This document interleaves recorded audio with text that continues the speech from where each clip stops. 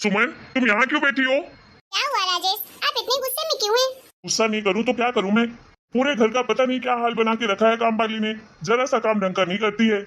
कभी भी कोई भी जरूरत की चीज टाइम पर नहीं मिल सकती है इस घर में। सारे घर का सामान उथल पुथल इधर उधर पड़ा रहता है। जब देखो, हमारी शादी को पूरे 2 साल हो रहे हैं और तुमको आज तक नहीं आया कि काम वाली से कैसे काम करवाते हैं। जाहिल गवार कहीं की, ना तो कोई काम करना आता है और ना ही काम करवाना आता है इसको।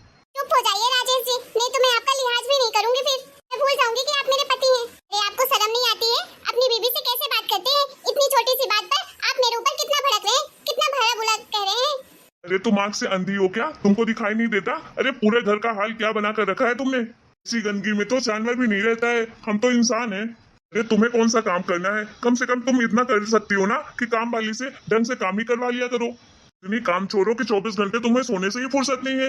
राजेश जी, मैं आपको लास्ट वार्निंग दे रही हूँ, चुप हो जाइए। जो भी मुंह में आ रहा है बस बोलते जा रहे हैं। ठीक है, आगे से ध्यान रखूंगी। अरे तुम क्या ध्यान रखोगी? तुम एक नंबर की अनपढ़ गवार हो।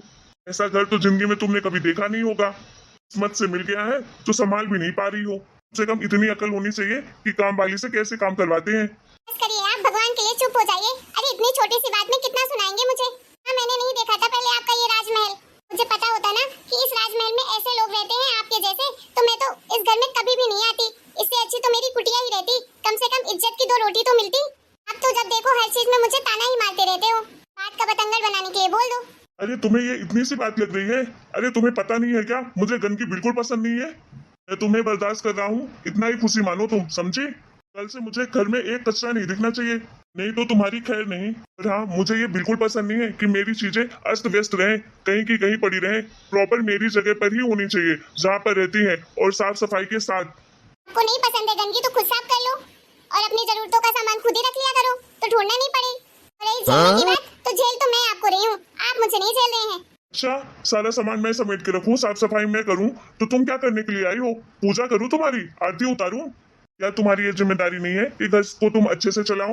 तो अपने हिसाब से तो मैं कर ही रही हूँ, फिर भी आप हर बात में टोकते रहते हो मुझे।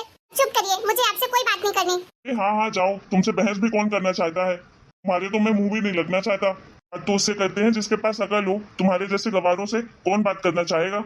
देखो तो सही, इतनी छोटी सी बात को कहां से कहां ले गए। हर बार मुझे ही ताना मारते रहते हैं। होगी तुम्हारे लिए छोटी सी बात, लेकिन मेरे लिए बहुत बड़ी बात है, क्योंकि मुझे गंदगी बिल्कुल पसंद नहीं है। हाँ ठीक है, मुझे आपसे कोई बात नहीं करनी। आज ऑफिस नहीं जाओगे क्या? अब नहीं हो रही है देरी आपको ऑफिस जाने में? तुमको क्या लेना देना है मुझसे? मैं जाऊँ चाहे नहीं जाऊँ? इतनी छोटी सी बात में मुझे कितना सुना दिया। अरे जरा सा नहीं सोचते मेरे बारे में, इतना भला बुरा कहते हैं, मुझे कितना बुरा लगता होगा। जो मन में आता है बस बकते जाते हैं। गवार अनपढ़ भी बोल दिया मुझे। जरा सा नहीं सोचा इन्होंने कि कैसा लगा होगा मुझे। अरे इतना सब कुछ करती हूँ सबके लिए, लेकिन ये लोग जरा सा नहीं सोचते मेरे बारे में। 1% की भी इज्जत नहीं देते हैं मुझे। ऐसा लगता है नौकरों से भी बदतर जिंदगी है मेरी।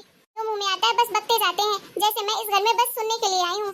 आज तो हद ही हो गई, इतनी छोटी सी बात पर मुझे कितना कुछ कह दिया। पता नहीं इनको कहाँ कचरा दिखाई दे रहा है, मुझे तो कहीं नजर नहीं आ रहा है।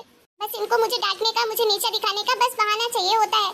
अपना पति वाला रौब जमाते हैं मेरे ऊपर। आज तो मुझे भी बहुत बुरा लगा है। आज तो मैं भी किसी की नहीं सुनने वाली हूँ, और ना ही किसी के लिए आज मैं खाना बनाऊंगी।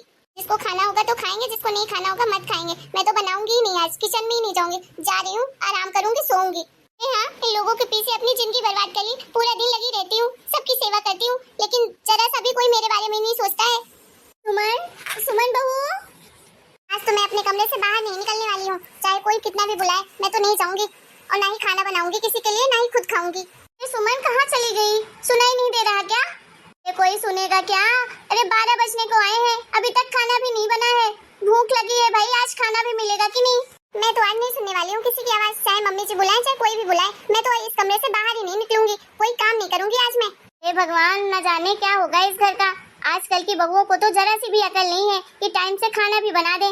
आजकल की लड़कियों को बस बहस करवा लो, काम धाम करने के लिए तो इनका जी ही नहीं चलता है। तो लगता है माँ जी को भी सुना दूं अच्छे से। अभी जाती हूँ बाहर, आज तो मैं नहीं छोड़ने वाली हूँ। इनकी भी जुबान बहुत चलती है, कितना कुछ सुनाती रहती है जब देखो। अरे कौन बना के देता है इनको रोज रोज खाना? मैं ही तो देती हूँ, फिर भी तो देखो कितना सुना रही हैं। बहुत बर्दाश्त कर लिया मैंने, आज तो मैं इनको भी सुनाकर ही रहूंगी। क्या हुआ मम्मी जी? एक दिन मेरा काम करने का मन नहीं कर रहा है, खाना बनाने का नहीं मन कर रहा है, तो क्या आप लोग एक दिन भी नहीं मैनेज नहीं कर सकते हैं? क्या आप एक दिन भी खाना नहीं बना सकती? अरे वो सब तो ठीक है सुमन बहू, लेकिन क्या हो गया तुम्हें? तुम इतने गुस्से में क्यों हो? हेलो, हाँ मम्मी। हेलो सुमन बेटा, कैसी हो तुम? मैं तो बिल्कुल ठीक हूँ मम्मी। दर्द ठीक हो गया है ना? तो बोल रही थी ना तेरे कमर में बहुत दर्द हो रहा है 1 हफ्ते से, तो अभी आराम है कि नहीं? हाँ मम्मी, आप चिंता मत करो, मेरे कमर का दर्द ठीक हो गया है। चलो बढ़िया है बेटा। और बताओ तुम्हारी सासू माँ कहाँ है? यही है मम्मी। बेटा जरा मेरी उनसे बात करवा देना, उनसे बहुत दिनों से बात नहीं हुई। पहले तो फोन भी लगा लिया करती थी, इस टाइम पे तो वो फोन भी नहीं लगाती हैं। बात करवाना जरा। मम्मी जी से अगर बात करवाती तो कहीं मम्मी जी मेरी शिकायत न करें मेरी माँ से, लेकिन क्या करूं, मम्मी तो बोल भी रही है बात करने का, करवा ही देती हूँ। लीजिए मम्मी जी मोबाइल, मेरी माँ आपसे बात करना चाहती हैं। अरे नमस्ते समधन जी, कैसी हैं आप? नमस्ते समधन जी, मैं तो बिल्कुल बढ़िया हूँ, आप बताइए कैसी हैं? भगवान बचा लेना, कहीं मेरी मम्मी जी ना मेरी माँ से शिकायत ना कर दें। वैसे भी आज ही मैंने उनसे इतनी बदतमीजी से बात की है, बड़ा डर लग रहा है। अगर माँ को पता चलेगा तो वो तो उल्टा मुझे ही सुनाएंगी, बोलेंगी ऐसे बड़ों से बात करते हैं क्या। अरे यार क्या करूँ, कहाँ से मैंने भी मम्मी को आज ही बोल दिया। हाँ समधन जी, हम तो बिल्कुल बढ़िया हैं। अरे आपकी बेटी हमारा बहुत अच्छे से ख्याल रखती है, यहाँ तो सब कुछ अच्छा है। आप सुनाइए, वहाँ सब बढ़िया है ना? हाँ समधन जी, यहाँ भी सब ठीक है। अरे बाप रे, ये कैसा चमत्कार हो गया। अरे मैंने तो अभी अभी मम्मी जी से कितनी बदतमीजी से बात की है, और मेरी मम्मी जी मेरी माँ से मेरी तारीफ कर रही हैं। अरे वाह यार, ऐसा तो मैंने बिल्कुल नहीं सोचा था। अरे समधन जी, कभी समय निकाल कर आइए हमारे यहाँ, 2-4 दिन रुकिए तो मिलकर बातें करें बैठ के।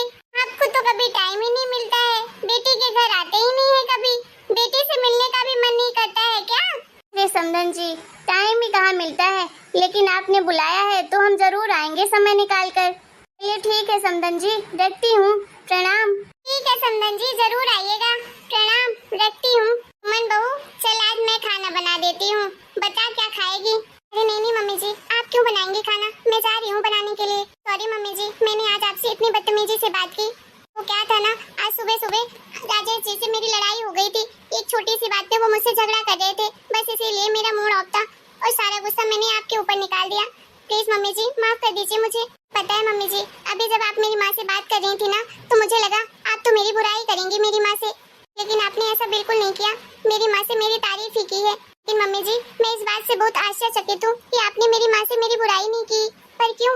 ऊपर से आपने मेरी इतनी तारीफ भी की, कहा कि मैं बहुत अच्छे से ख्याल रखती हूँ आप लोगों का। अरे बेटा, मैंने कौन सा झूठ कहा तुम्हारी माँ से, तुम्हें तो रखती हो हम सबका ख्याल, जो सच था मैंने तो वही कहा। कभी कभार इंसान फ्रस्ट्रेट हो जाता है, इसलिए वो कभी कभार गलती भी कर देता है, तो कोई बात नहीं, माँ हूँ तुम्हारी, जो मन में आएगा तुम्हारे तो तुम अपनी माँ से ही कहोगी ना।